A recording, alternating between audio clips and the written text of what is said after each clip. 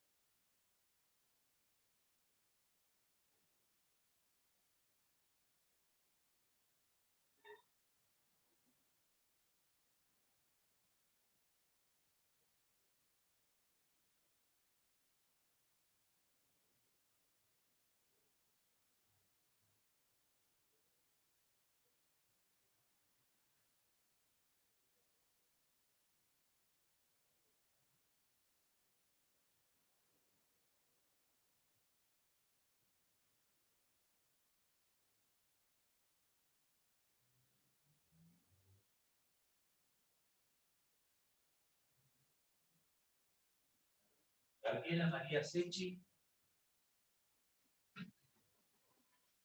Gabriela María Secchi.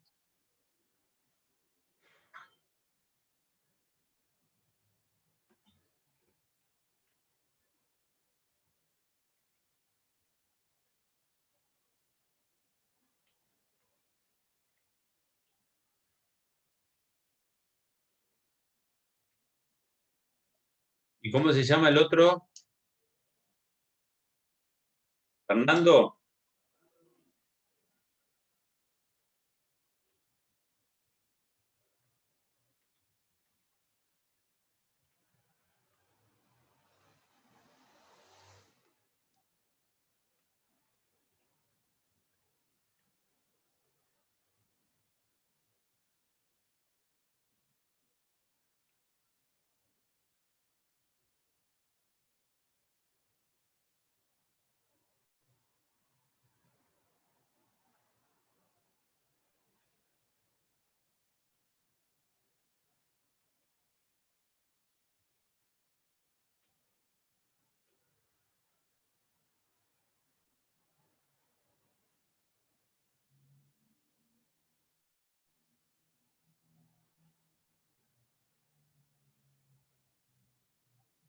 Ya estoy, chicos, ¿eh?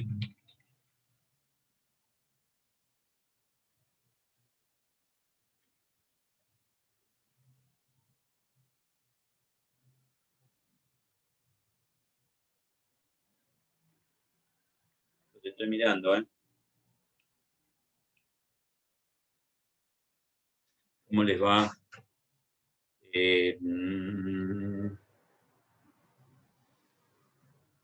A ver, liberen los micrófonos.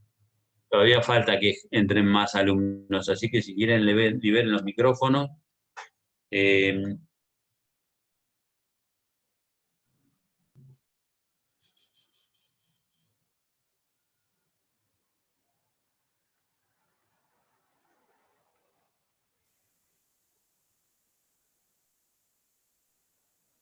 bien, ¿cómo andan? Buen día. Buen día a todas y todos. ¿Vieron algo? ¿También? ¿Les quedaron dudas, chicos?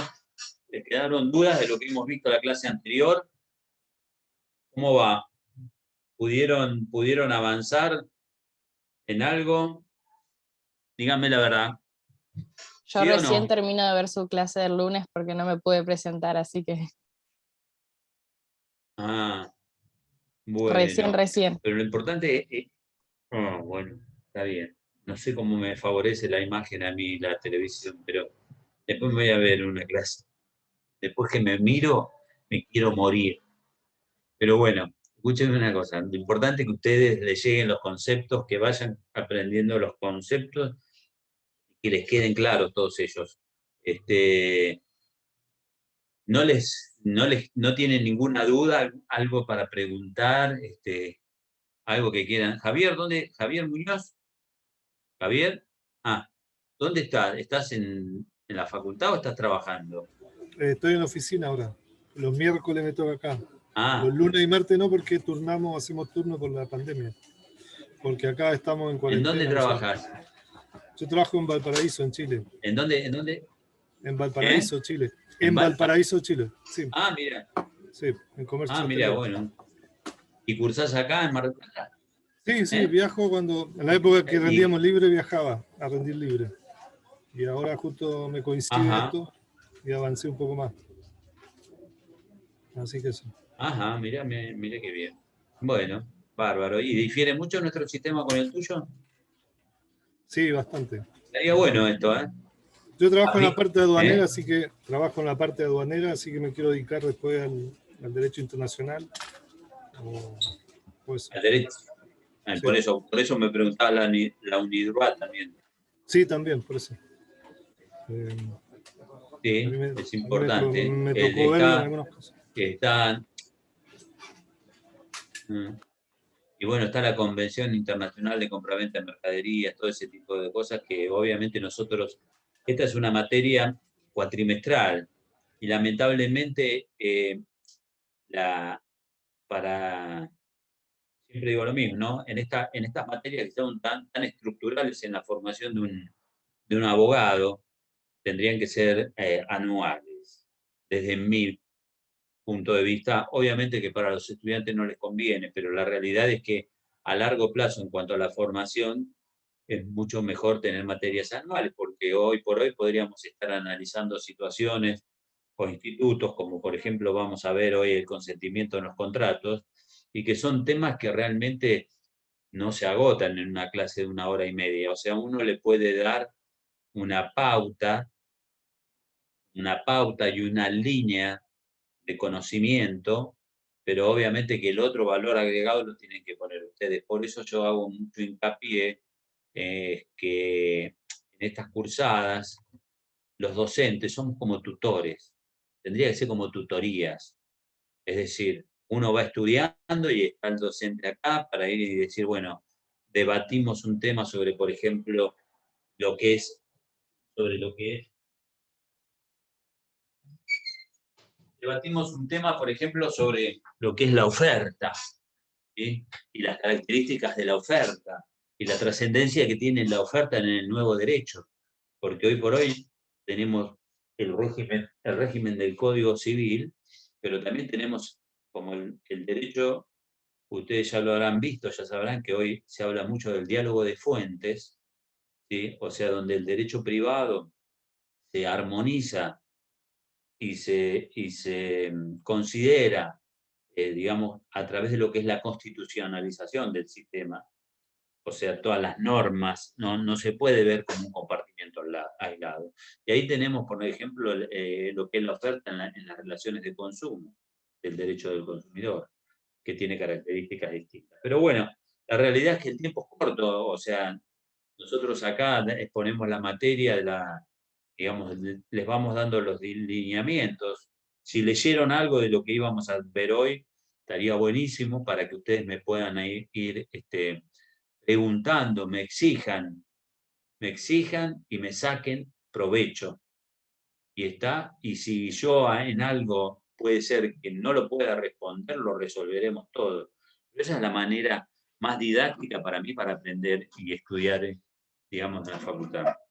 Y hay otro tema que yo no sé si se lo dije la otra vez, está el tema de la currícula oculta, que también es importante y que obviamente no la podemos materializar a través de esta modalidad, que es el hecho de que ustedes, por ejemplo, también expongan algunos temas, el que quiera diga, bueno, quiero hablar 15 minutos del tema que vamos a tratar hoy y demás, porque realmente es muy, muy, muy trascendente.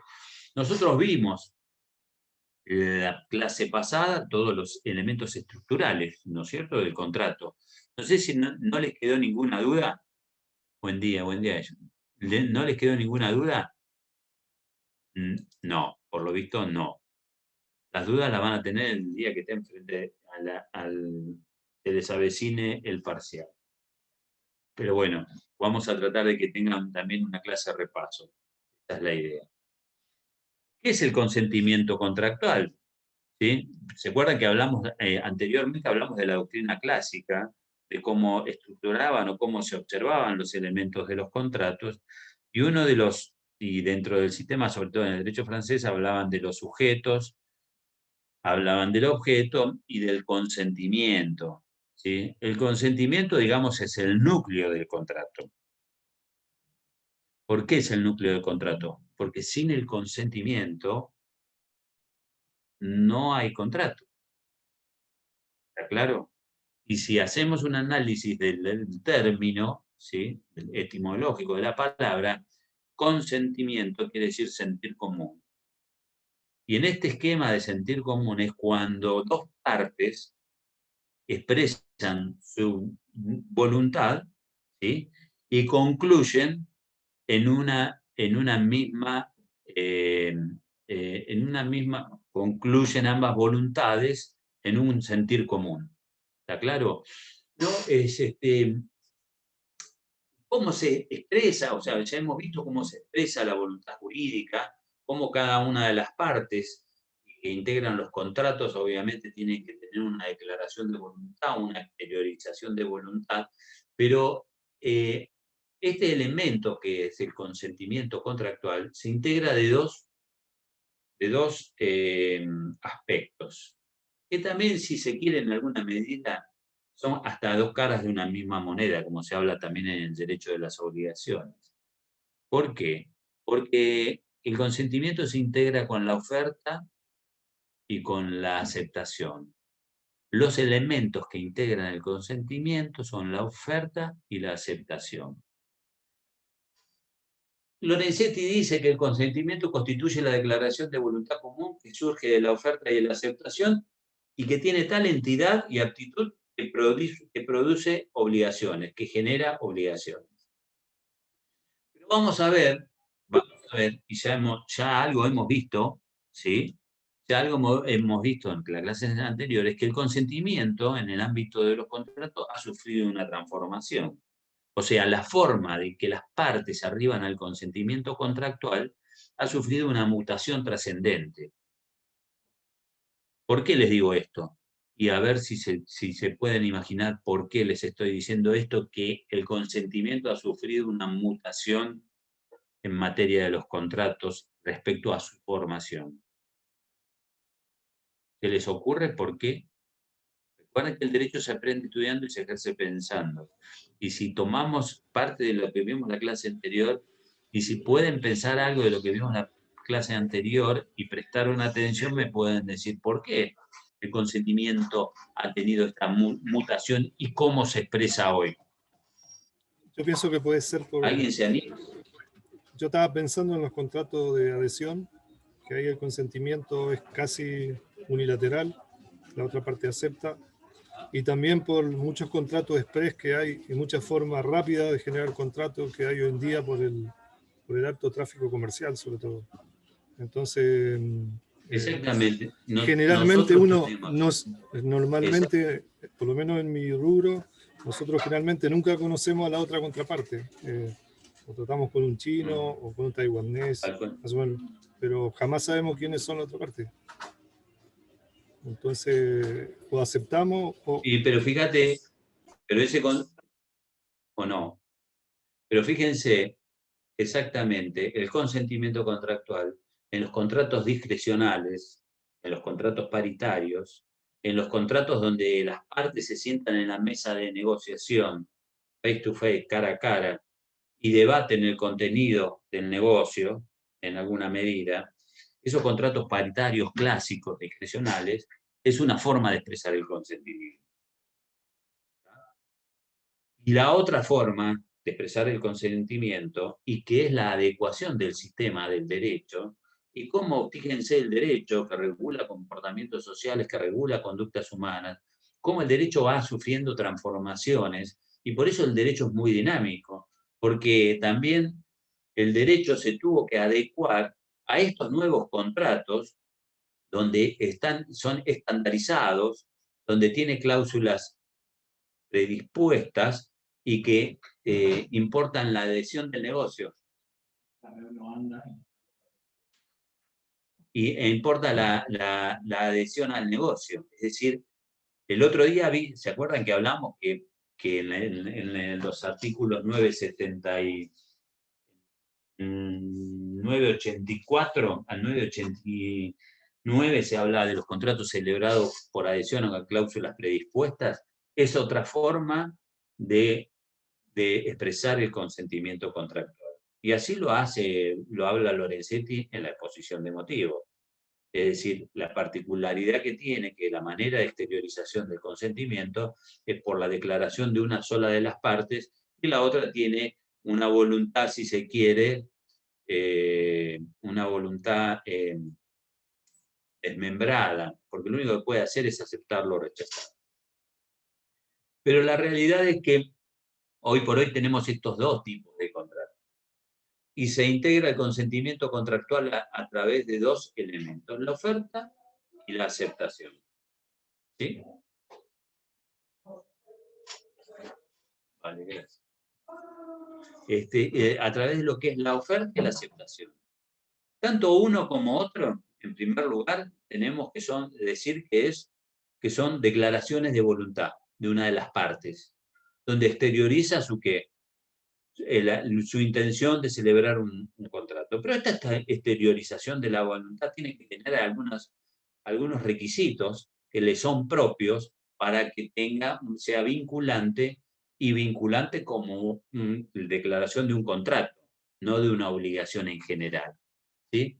¿Por qué? Porque ustedes vieron, por ejemplo, que en obligaciones, vieron que está por la obligación, la declaración unilateral de voluntad, es una forma de obligarse, y que en alguna medida no necesariamente muchas veces requiere ser un contrato. ¿Sí? Pero el artículo 972 del Código Civil establece y determina cuáles son las condiciones que debe reunir la oferta. Dice, la oferta debe estar dirigida a persona determinada o determinable. Debe ser completa y contener la intención de obligarse. Es decir, tiene que haber la voluntad de la gente que emite su declaración, tiene que tener el carácter receptivo. ¿Sí?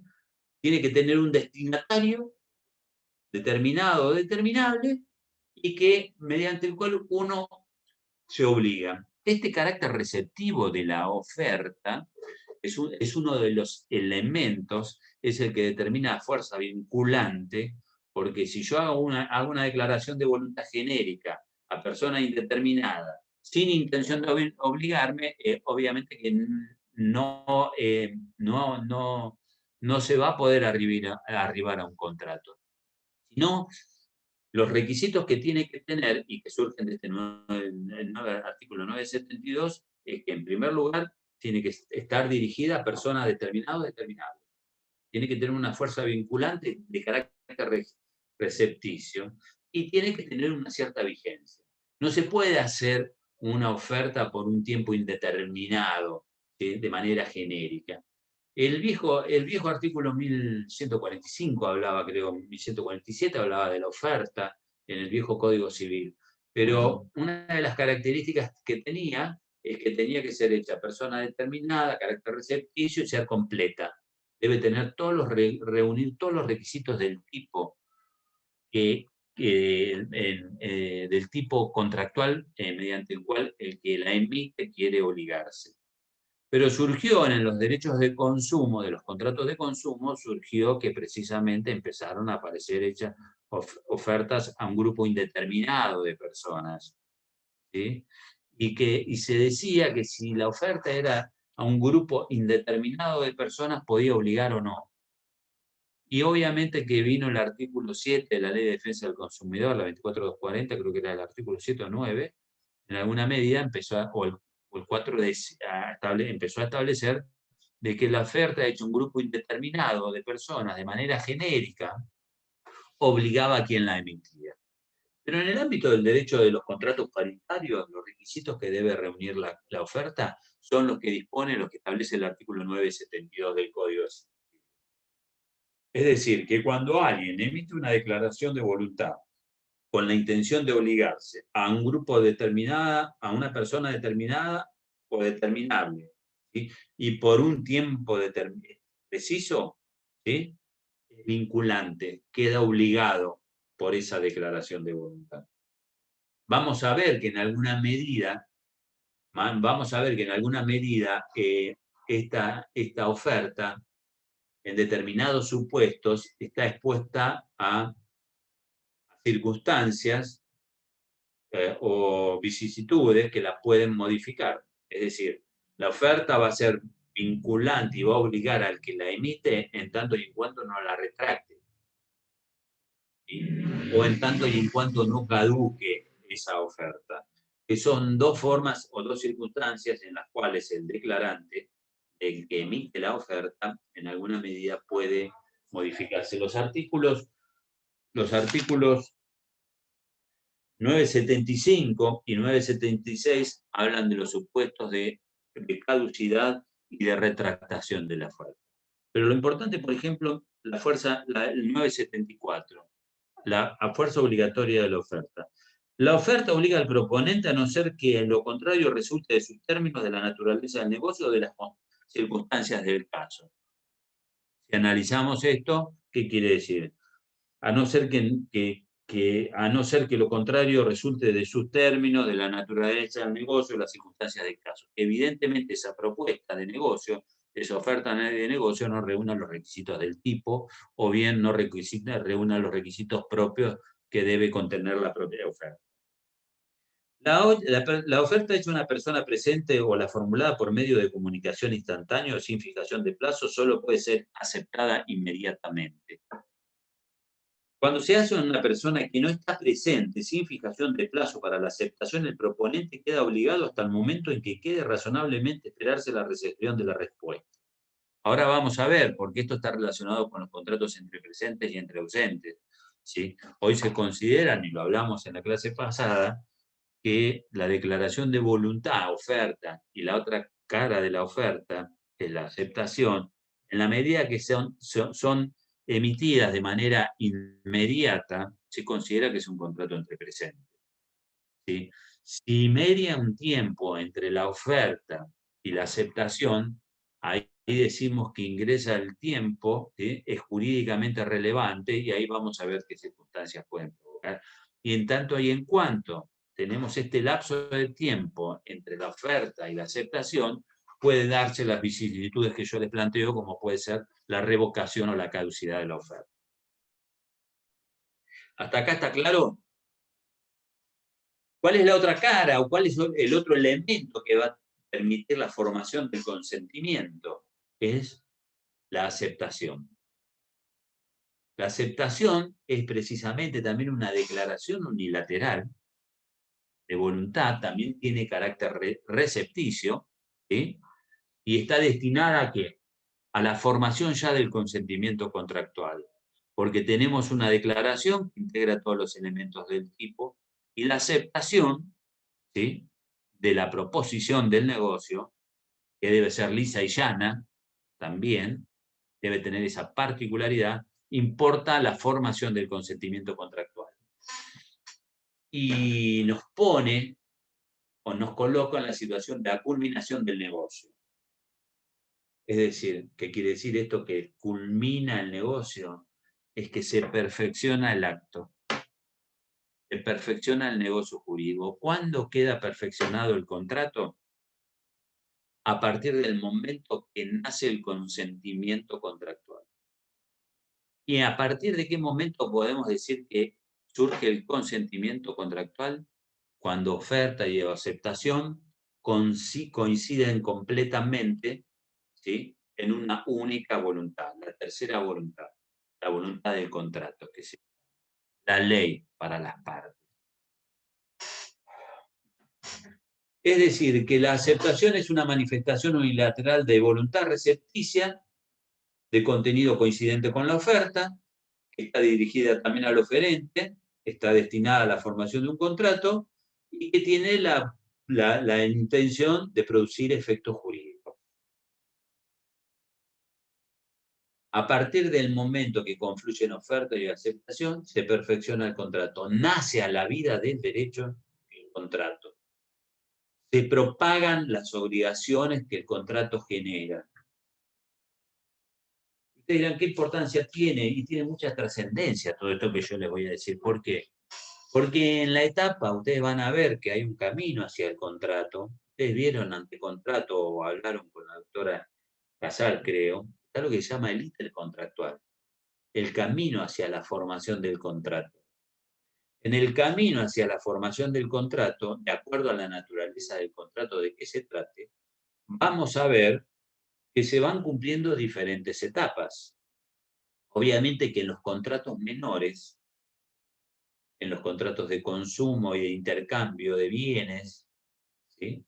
Generalmente el camino hacia el contrato, los contratos nacen, se perfeccionan, se ejecutan y se extinguen en un mismo acto.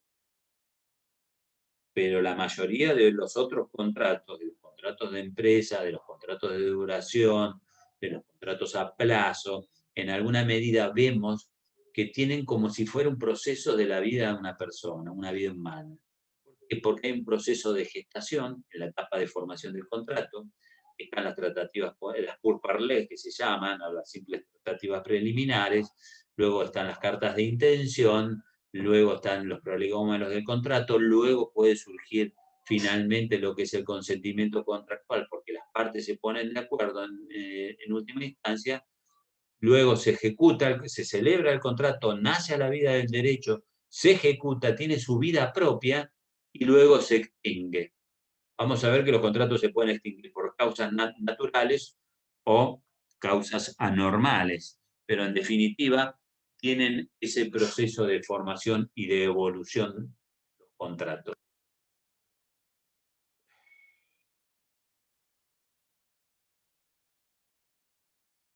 Hasta acá está bien claro. Tenemos entonces los dos elementos prácticamente se integran bajo las mismas condiciones. La particularidad es que la oferta, ¿sí?, que es direccionada a persona determinada, etcétera, etcétera, para que produzca los efectos propios, ¿sí?, es cuando oferta y aceptación concluyen y entonces queda perfeccionado el contrato. Ahora bien, si la oferta que es recibida por el destinatario de ella, que sería el aceptante de la oferta, en algún caso se podrían dar distintas hipótesis. En algún caso podría ser de que, y en el marco de una negociación del contrato, el destinatario de la oferta puede ser que modifique alguna de las condiciones de la propuesta del negocio o de la oferta del negocio. En este caso, el hecho de que modifique alguna de las circunstancias de la proposición del negocio por parte del oferente implica una contraoferta. Es decir, no podemos hablar de que hay un contrato aceptado, sino que implica una modificación. Es decir, quien era el aceptante pasa a ser el oferente y el destinatario, el proponente, pasa a ser el aceptante en la medida que... No sé si alguna vez han celebrado contratos paritarios alguno de ustedes. ¿Sí o no? ¿Alguna vez celebraron un contrato? ¿Un contrato negociado? Chicos, muchos de ustedes son muy chicos, pero alguna vez han celebrado. Vos, Javier, que estás en el comercio internacional, seguramente a través del intercambio, o sea, si bien negociás con China o con quien sea, estás celebrando contratos que se negocian entre presentes o se consideran negociados entre presentes en la medida de que las declaraciones de voluntad y las exteriorizaciones son inmediatas de uno con el otro, ¿sí? Y muchas veces puede ser que en ese marco de diálogo y de negociación, como si estuvieran presentes, se llega al consentimiento contractual. Y eso es en lo que yo hablaba en la etapa de formación.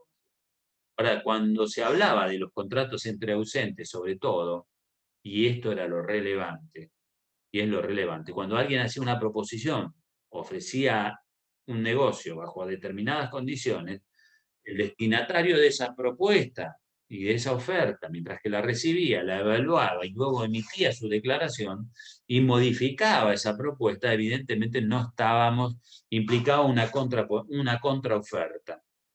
Hoy la dinámica de los negocios, ¿sí?, en alguna medida, y en este mundo de consumo que vivimos, y en este mundo globalizado que estamos inmersos, en alguna medida cada vez quedan más desplazados estos contratos entre ausentes. Cada vez pierden virtualidad, vigencia, no obstante que el sistema considera, y es bueno que lo haga, que tenga en cuenta a partir de qué momento quedó perfeccionado el contrato, cuando las partes no están presentes. Profe, Sí. si no aburro un poquito, le cuento cómo nosotros hacemos con la oferta y la contraoferta, pero no quiero aburrir mucho, pero en general es así. Nosotros No. Cuando hacemos un pedido, por ejemplo, tenemos en China, nos contestan los chinos, nosotros hacemos una orden de pedido y el chino o cualquier contraparte, lo primero que hace es emitir una factura pro forma, que se llama, y esa es la etapa de negociación. Y ahí nosotros, si aceptamos, nos guardamos a silencio y no devolvemos ninguna observación, significa que está conforme y el negocio se cierra automáticamente a partir de ahí. Si nosotros ovalamos y hacemos alguna observación, la cláusula de compraventa, los términos de pago, las cantidades, lo que sea, significa que hay una contraoferta y el chino acepta o vuelve a mandar la propuesta hasta que se cierra el negocio.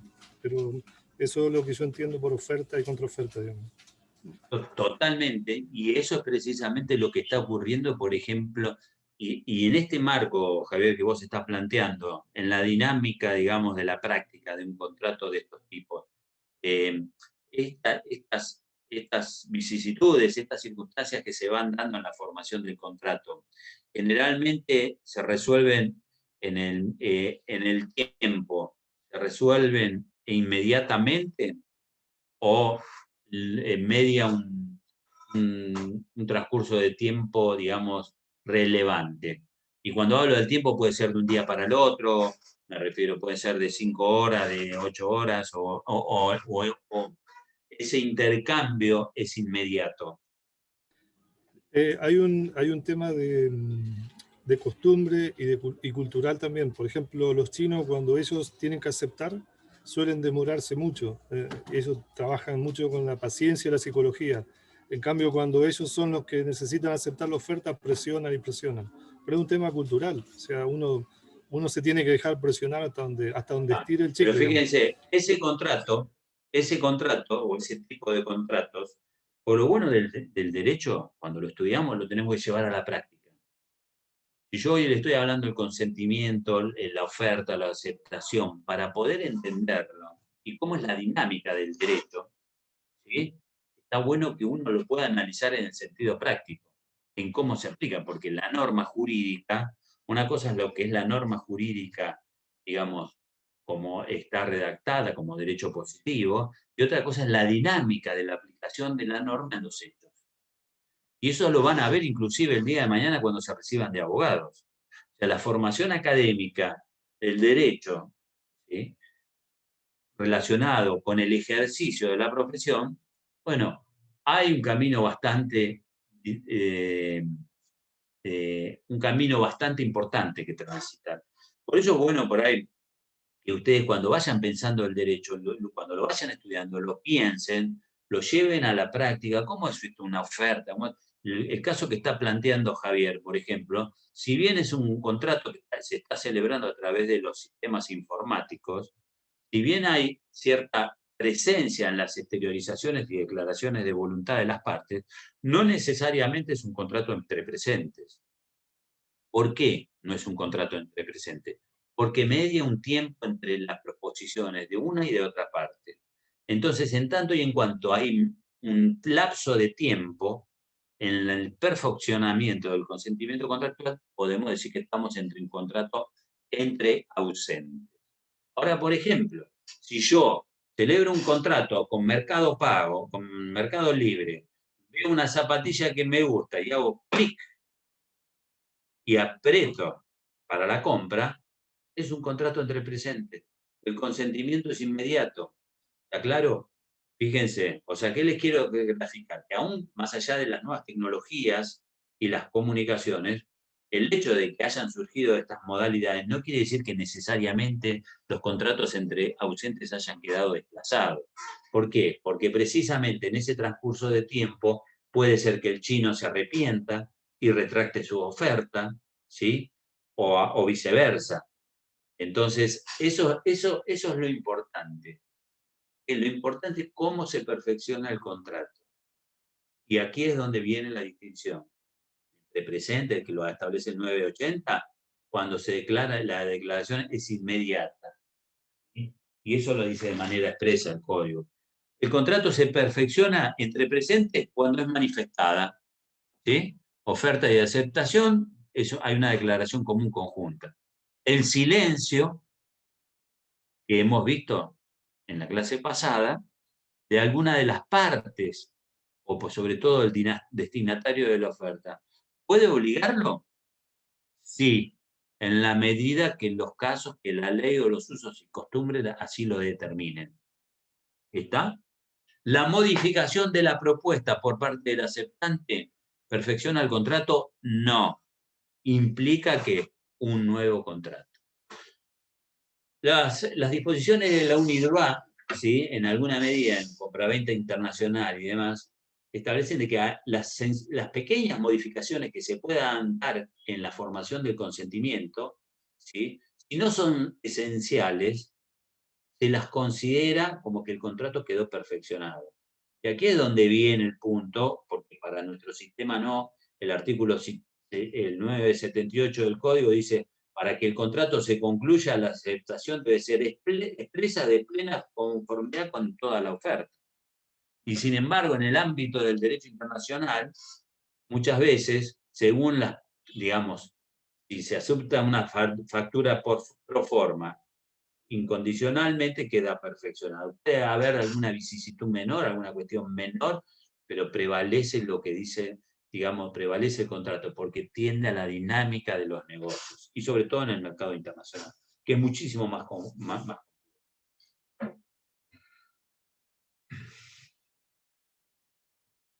Les dije que los artículos 981 y 982 hablan de retractación y de caducidad. La retractación de la oferta es que, en alguna medida, como hemos dicho, que la oferta que tiene que ser completa a persona determinada con la intención o la voluntad de obligarse y por un determinado plazo, en tanto y en cuanto no sea aceptada por el destinatario de esa oferta, puede ser revocada. Nosotros vamos a ver después, cuando fue la forma de extinción de los contratos, una de las modalidades es la revocación. La revocación es la retractación de una voluntad anterior, ¿sí? Y responde siempre a un acto unilateral. Se puede revocar la oferta, se puede revocar la aceptación, también la puede revocar la aceptación. Hoy está lo que se llama el consentimiento irrealente, inclusive en materia sobre todo de contratos de consumo. Fíjense que no sé si, seguramente que muchos de ustedes habrán hecho algún contrato o alguna compra por internet, ¿sí o no? Y donde el consumidor tiene 7 días, ¿sí?, para retractarse del negocio, no obstante haberse supuestamente perfeccionado el contrato, haber aceptado ClickUp, haber hecho ClickUp en la máquina, haber recibido la mercadería, ¿sí?, y en alguna medida esa oferta de consumo, ese contrato de consumo, sin embargo, no quedó perfeccionado, porque el consentimiento queda, como se llama, inralenti. ¿Por qué? Porque el consumidor se puede retractar de la aceptación de la oferta. No sé si les ha pasado alguna vez, o si han comprado, y si le han informado de esa modalidad en un contrato de consumo. Pero inclusive, esto a título ilustrativo les digo, la retractación de la oferta en los contratos de consumo establece un plazo de 7 días. Antes la ley hablaba de 5. hablaba de 7 días y en algunos casos hasta de 9 se habla. ¿Saben por qué? Hay un plazo prudencial donde el consumidor que realiza una compra por medios electrónicos se puede retractar, se puede arrepentir. ¿Saben por qué 7 días? Y esto lo digo para que vean que el derecho es siempre lógica. Si no lo saben, lo pueden deducir porque todos ustedes son muy inteligentes. ¿Por qué hay un plazo de 7 días para retractarse en una relación de consumo? Piensen, a ver si alguien se anima. O sea, me pueden decir cualquier cosa que va a estar bien. Puede ¿Sí? ser también porque las imágenes son de mero ilustrativas, entonces capaz que el producto que llega no es lo mismo que lo que pedimos, o lo que vemos también, una publicidad del producto. Está bien, pero ¿por qué nos da 7 días? Para que nosotros nos tomemos el tiempo o que esa aceptación quede, digamos, irrealente y no quede perfeccionada. Porque nosotros recibimos un producto. Ustedes vieron que ahora van a comprar un electrodoméstico y en la casa de electrodoméstico lo desempacan, lo prueban y se lo dan. Hasta ahí está bien. Nosotros recibimos una venta domiciliaria o por una compra, ¿sí?, a domicilio por sistema electrónico. Nosotros recibimos el producto, vamos a tener el tiempo de abrirlo y verificar las condiciones, si no hay defectos de producto, las modalidades, etcétera, etcétera. Pero ¿saben por qué? No, pues no se les ocurre, ¿no? Pero fíjense por qué la ley es lógica, y sobre todo en materia de las relaciones contractuales en el ámbito del derecho de las obligaciones.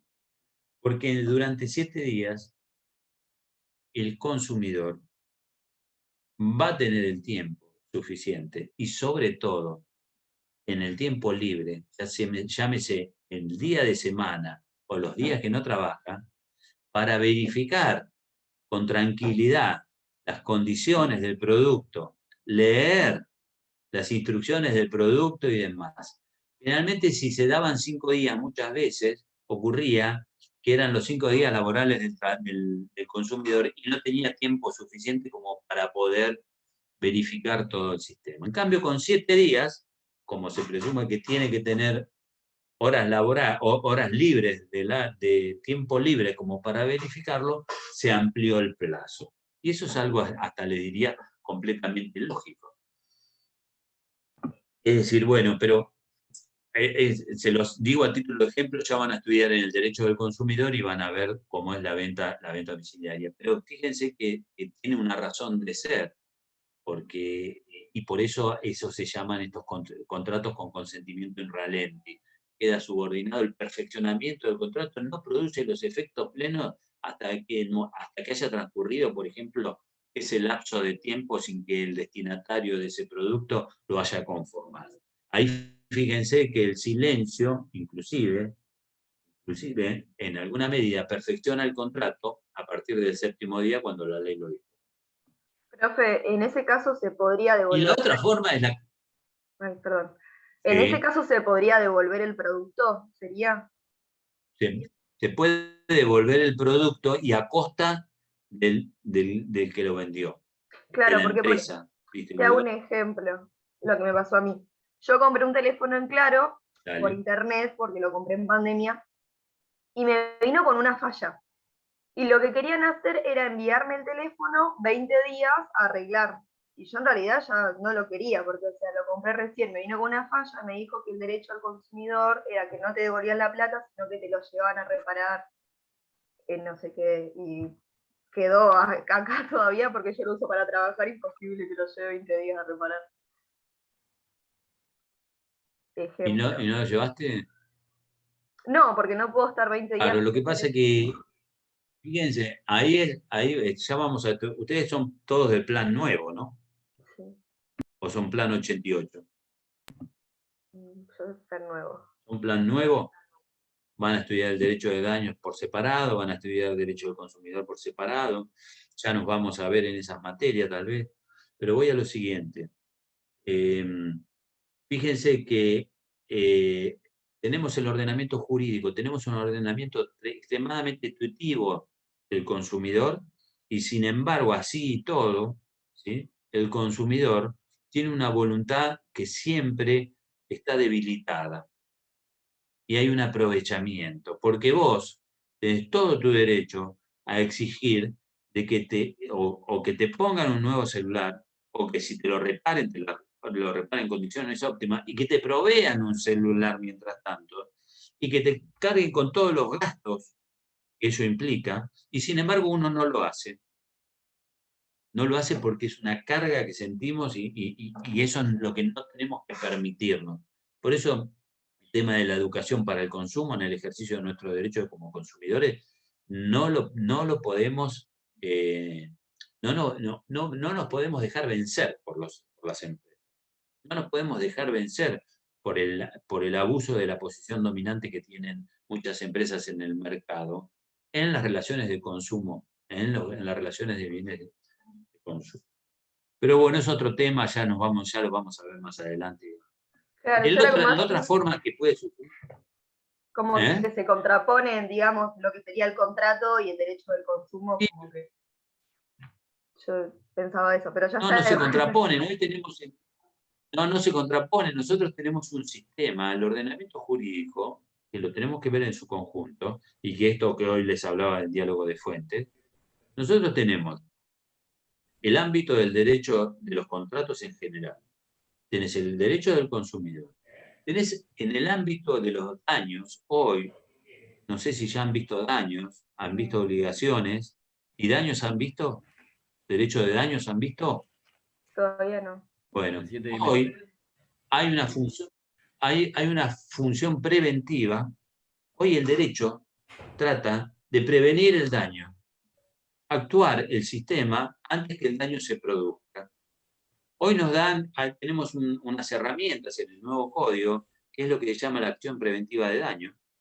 Así que la puede utilizar de manera indeterminada cualquier persona, aun cuando no lo esté sufriendo, frente a la existencia de un daño potencial, etcétera, etcétera. Tenemos todo un ordenamiento que nos da las herramientas como para qué, como para exigir el reclamo de estos derechos y de estas situaciones como las que vos tenés. Pero bien, también el sistema, no hay mejor justicia que la que se procura en las partes por sí mismas, dicen, ¿no? Y a veces entrar en el sistema de reclamo judicial, debo reconocer que es bastante tedioso, sobre todo para el consumidor. Para nosotros que somos abogados, la verdad que es parte de lo cotidiano, ¿no? Pero la otra forma de la vicisitud que puede tener la oferta o la aceptación en el transcurso del tiempo, también que pueda ocurrir la caducidad. Y se habla de caducidad pues, en el artículo 976, que es cuando puede producirse la muerte o la incapacidad del proponente. También, profe, perdón, que intervengo, con el nuevo Código Civil y Comercial se ha dividido los contratos, ¿no? En una parte de los consumidores y en otra parte en partes iguales, ¿o no? Sí, no, el tema, el derecho del consumo es un subsistema dentro de los contratos. Bien. Es un subsistema que está tomando autonomía propia y va a tener jerarquía normativa, ya la está teniendo de hecho, ya hay un proyecto de código de derecho del consumidor en el Parlamento, en el Congreso, se está tratando un código de consumidor, y el derecho del consumidor va a sufrir la misma mutación y transformación que sufrió el derecho laboral. El derecho laboral proviene, ¿sabe de dónde proviene el derecho laboral? ¿Cuál es el origen del derecho laboral? El contrato de locación de servicios. En nuestro código, en nuestro viejo código, había un artículo, el artículo 1624, 1625, que hablaba de la locación de servicios cuando se conchavaren el contrato de una persona, decía.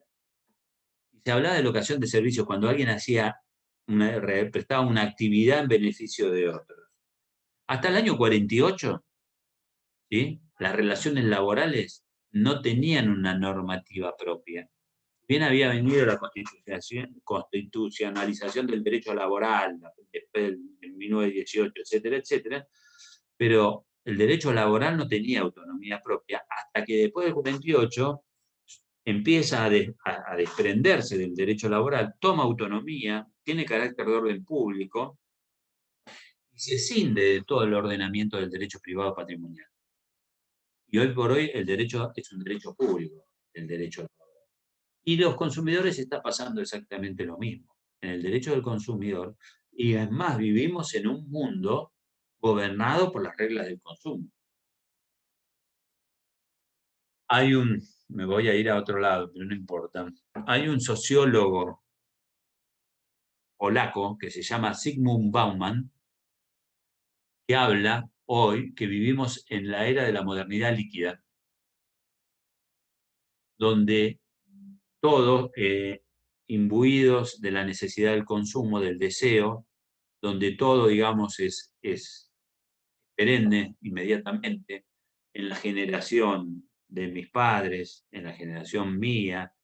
Antes empezaba a trabajar en la Ford y tenía que terminar en la Ford trabajando. Había un concepto de solidez y de proyección, ¿sí? Y de seguridad que te daba, ¿sí? Pero de solidez y de progreso. Pero hoy en día se vive de una manera completamente distinta. Y estamos llevados un poco también por la globalización y esto. Es un libro bastante interesante para leer, porque precisamente lo escribió en el año 1995, por ahí, este sociólogo polaco que vivía en Inglaterra, se murió hace 3 años, tiene varios libros, habla de la modernidad líquida, amores líquidos y los tiempos líquidos que hoy estamos viviendo, y que ustedes lo disfrutan y lo ejercen con mucha más tranquilidad que nosotros que somos los mayores, en alguna medida. Bueno, está claro entonces que el contrato se perfecciona entre presentes cuando se da inmediatamente consentimiento, oferta y aceptación. Y también que es relevante, ¿sí?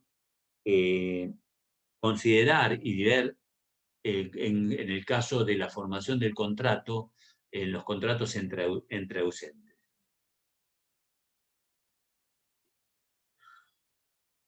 Lo que les quería transmitir también es que en los contratos entre ausentes hubo distintas teorías.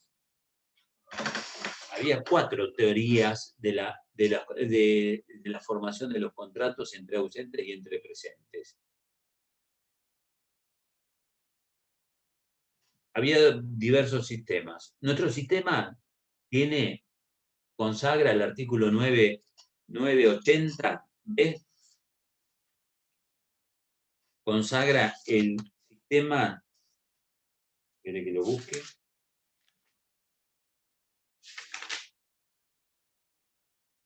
El contrato entre ausentes, si es recibida por el proponente durante la vigencia de la oferta. ¿Qué quiere decir?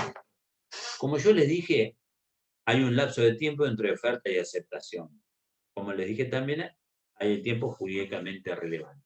Había distintas teorías. Había una teoría que decía que el contrato quedaba perfeccionado, ¿sí? Cuando el destinatario de esa oferta la recibía. O sea, cuando el oferente la enviaba y el destinatario la recibía, ya quedaba perfeccionado el contrato y producía efectos plenos. Esto de que produzca efectos plenos en alguna medida tiene mucha significación. ¿Por qué? Porque si perfecciona el contrato, ya estamos dentro del ámbito de qué tipo de responsabilidad. Les pregunto, que ya vieron obligaciones. Si se perfecciona el contrato, antes del perfeccionamiento del contrato, ¿en qué esfera de la responsabilidad estamos?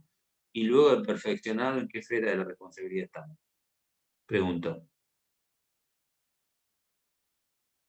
Obligaciones. Fuente de las obligaciones.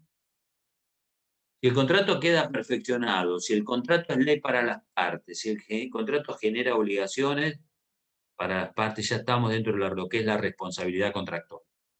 ¿Es así o no? Y en el marco de la responsabilidad contractual van a surgir las obligaciones que emergen de ese contrato. Y uno va a poder reclamar el cumplimiento de las obligaciones que surgen de ese mismo contrato.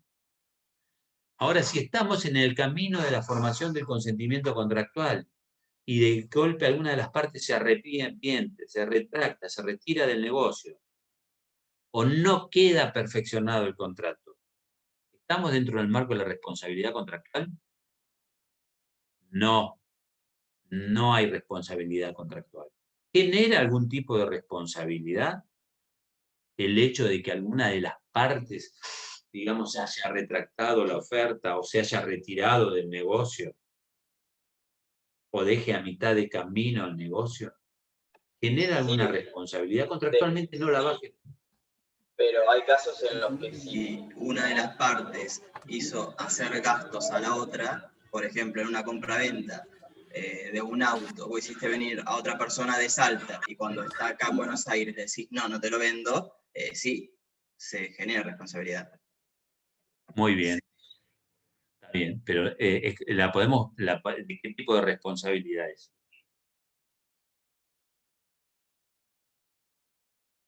Pregunto, bien Manuel lo que dijiste, está muy bien lo que dijiste, pero ¿qué responsabilidad es? Es una responsabilidad extracontractual. Y se repara, ¿qué es lo que se repara? El interés negativo. No se puede reparar, digamos, las obligaciones, exigir el cumplimiento del contrato y los daños y perjuicios derivados de ese incumplimiento contractual. Pero sí lo que se puede exigir es la reparación del interés negativo, de los gastos que uno incurrió, ¿sí?, con la expectativa de arribar a un contrato y que luego se frustre la finalidad de ese negocio. No hay responsabilidad contractual, pero sí surgen obligaciones. Es fuente de obligaciones y da lugar a ¿qué? La reparación del interés. Otra de las formas de las teorías que hay en materia de contratos entre ausentes, y lo digo porque esto lo tienen que tener en cuenta, otra de las teorías es la teoría de la recepción. Está la teoría del envío, cuando el oferente envía la propuesta al destinatario y ésta la recibe, ¿sí?, se presume que sea aceptada y queda perfeccionada. Ese era un régimen del sistema anterior. La otra teoría es la de la recepción. Es decir, cuando el oferente no solamente envía la propuesta, sino que el aceptante declara y emite su aceptación y la envía y es recibida por el oferente. Esa es la propuesta que habla del artículo 980 inciso B del Código Civil. El 983 nos dice que en alguna medida, a los fines de este capítulo, se considera que la manifestación de la voluntad de una parte es recibida. Esta es la teoría de la recepción. Pongan artículo 9.8. Les digo más. ¿Tienen el código a mano siempre? ¿Sí o no? Sí. ¿Lo tienen a mano? Y a veces lo saludan, lo acarician, lo miran así un poquito. Hola, estás acá. Lo voy a mostrar. No sé si se los mostré a ustedes o no. ¿Se los mostré a ustedes ya? Miren, no importa, queda grabado, no importa. Este es mi código de cuando yo estudiaba. No sé si se va a poder ver o no se va a poder ver mucho. Pero el código hablaba. Mi código hablaba. Todo mi código hablaba. Está todo escrito. Todo escrito. Absolutamente. Anotaciones arriba, en todos lados. Cuando yo agarraba mi código me hablaba. Y me decía cosas. Entonces, si me decía ponerle en el 983, que es la recepción de la manifestación de la voluntad, cuando el destinatario, cuando es recibida por el aceptante, por el oferente, la aceptación, ¿sí?, está relacionado con el artículo 980, inciso B. Y por ahí anotar y relacionar. ¿Cuándo se considera que está la recepción de esa voluntad? Cuando la reconoce, cuando el proponente o el oferente la conoce o debió conocerla, o trátese de una comunicación verbal, de la recepción en su domicilio, de un instrumento pertinente o de otro modo útil. Es decir, que aquí en alguna medida el sistema es amplio para probarlo, pero se presume que una vez recibida la aceptación, se considera perfeccionado el contrato. Y si fuera el oferente que quiere retractarse y que dice que no la recibió, que no tomó conocimiento, etcétera, etcétera, deberá él probarlo. ¿Está claro? Otra de las modalidades que había era la del conocimiento. La del envío, la de la recepción y otra era la del conocimiento. Cuando el proponente, el oferente, no solo debía recibirla, sino que también tenía que tener conocimiento de ella. Tomar conocimiento íntegro de la aceptación de la aceptación. Hoy, por el 983, fíjense que se presume que está aceptado el contrato y que no necesariamente tiene que haber una emisión o una declaración de parte del proponente de que ha tomado conocimiento de la misma. Ese se llama sistema de la información, conocimiento.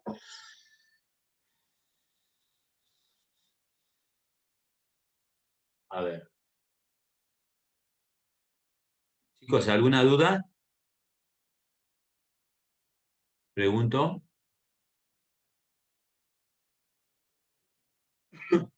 En los contratos de consumo vimos que el consentimiento está determinado por los artículos que analizamos anteriormente. En alguna medida tenemos el consentimiento y yo no tengo acá el programa o el cronograma, y como para ver si quedó algún punto pendiente. Pero si quieren hacer alguna pregunta o que quieren que les explique algo más con relación a la diferencia, a la formación del consentimiento en estas modalidades, me lo dicen. ¿No tienen ninguna duda? ¿Ya conocen todo el sistema entonces de lo que es el consentimiento en los contratos? Hay algo que dice en el programa, teoría de Puctatio. Dale, a ver, que no lo tengo a mano. No sé qué. Para que lo voy a buscar igual, Dame un minuto. ¿Cómo decís? Seguí hablando. No sé si es algo importante o no, pero no sé dónde Sí. encontrarlo. En elementos esenciales. ¿El qué? Teoría de la Puctation. De la Puctation, sí. Pero eso no lo vamos a ver ahora todavía. Ah, bien. La teoría. No, eso todavía no lo vamos a ver, espera. El cátedra.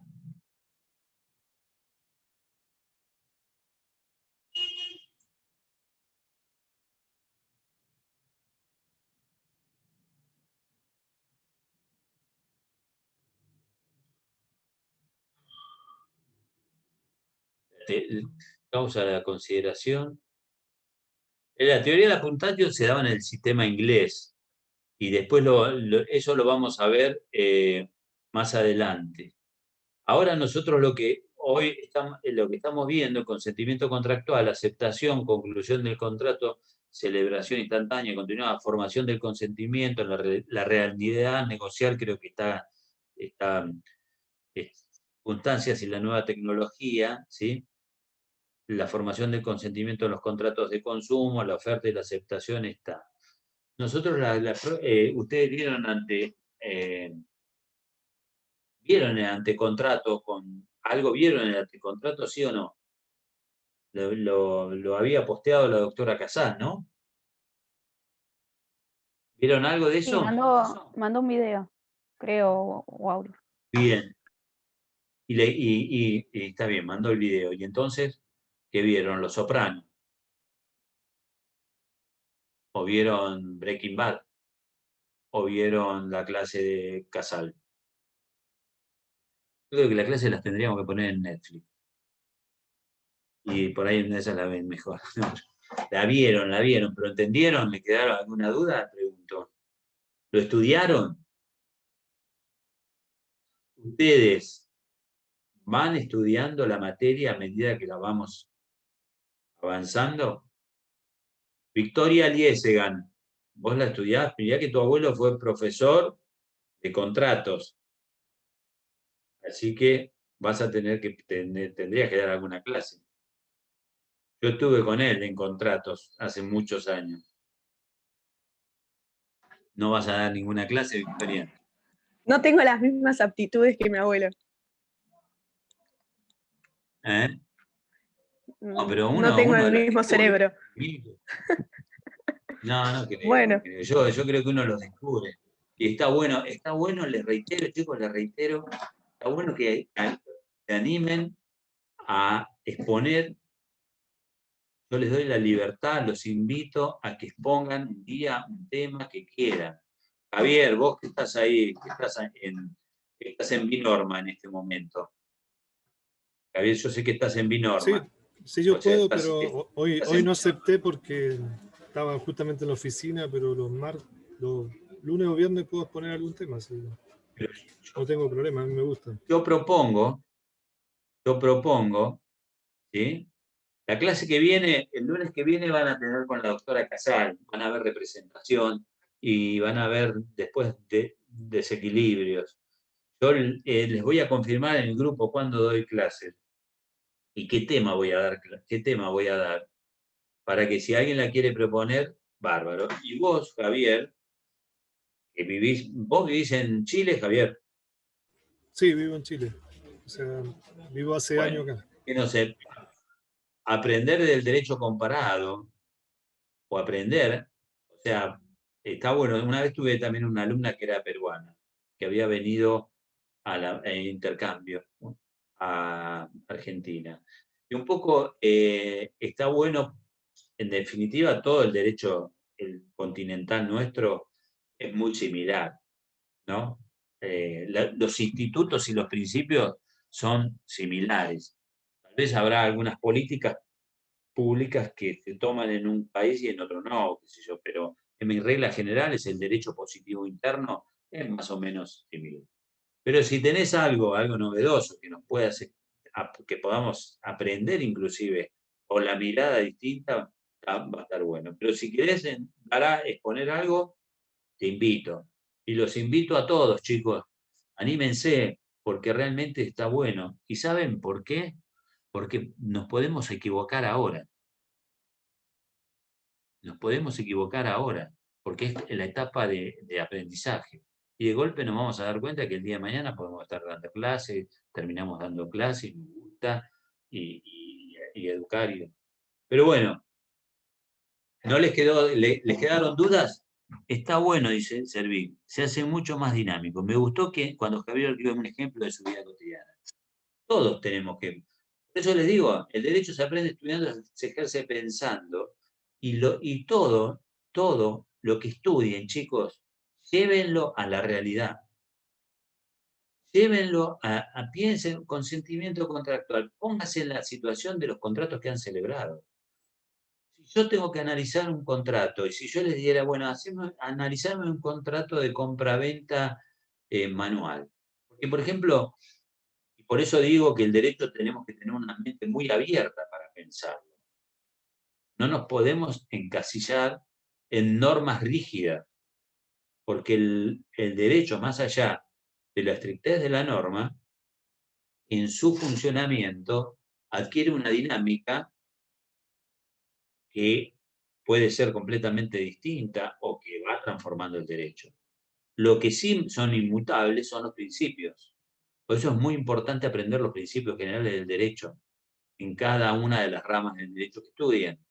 Porque esos principios son inalterables, no se van a modificar, porque por más que haya aparecido el contrato de consumo y existe el débil jurídico, la autonomía de la voluntad siempre va a prevalecer en el ámbito del derecho privado. Y este principio de la autonomía de la voluntad nunca se va a conculcar, porque es la exaltación del individuo, del poder del individuo, que no se va, nunca se va a desplazar. Los gobiernos totalitarios, los gobiernos monárquicos y absolutistas ya pasaron. Hoy tenemos otra modalidad. Bueno, no les quiero sermonear más. Nos vemos, que tengan una buena Semana Santa para aquellos que son católicos, que profesan la religión católica, feliz Pascua. Para los que no, que tengan una buena semana. Y les sigo pidiendo, si van leyendo, van estudiando, les surgen dudas, anótenlas, anótenlas en el código, anótenlas en un papel y pregúntenme, pónganme en situación de calle, pónganme en situación de exigencia. ¿Está? Que es de la manera que nosotros vamos, que ustedes van a aprender y así es como se construyen las clases. ¿Alguna otra pregunta? ¿Cuál va a Nada. ser el próximo tema? Para la próxima clase, ¿qué tema vamos a ver? Ya, el lunes se va a hablar de representación, que lo va a dar la doctora Casal. ¿Sí? Que después que la dé la doctora, léanlo, es un tema bastante particular, es muy trascendente, porque si yo les pregunto ahora, representación, estamos hablando de cuando alguien actúa por otro, ¿no es cierto? ¿Sí o no? Cuando alguien está actuando por otro y lo representa, así como viene la representar, actuar por otro. Presentar a alguien actuando por otro. Hasta ahí vamos. Les hago una pregunta. ¿Con qué lo podemos relacionar con lo que ya hemos visto? El contrato, digamos, de mandato, el contrato de... ¿Con qué lo podemos relacionar de lo que hemos visto en el curso de estas clases? ¿Con qué figura, con qué tema lo podemos relacionar?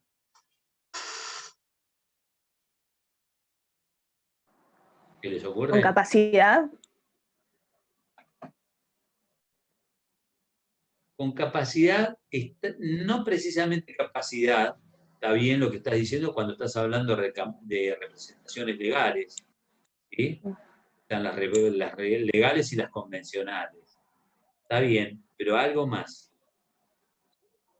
Está bien lo que dijiste, Victoria, ¿eh? Lo podemos relacionar con capacidad porque tenemos que ver si tiene la aptitud el sujeto como para celebrar el negocio o no.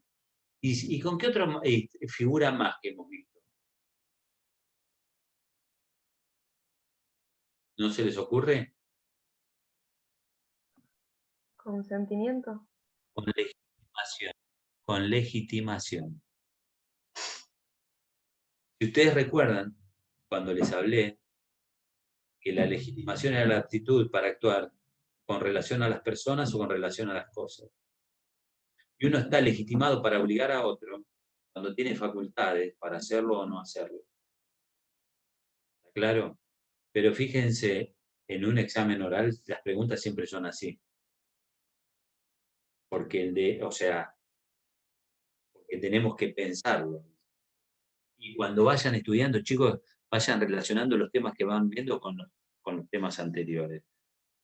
Si pueden, yo sé que para ustedes es un esfuerzo, pero la realidad, si quieren aprender el derecho, que es muy lindo, y no aprobar, sobre todo aprender para tener una buena formación académica, ¿sí? Tienen que ir, yo les sugiero que vayan por ese camino.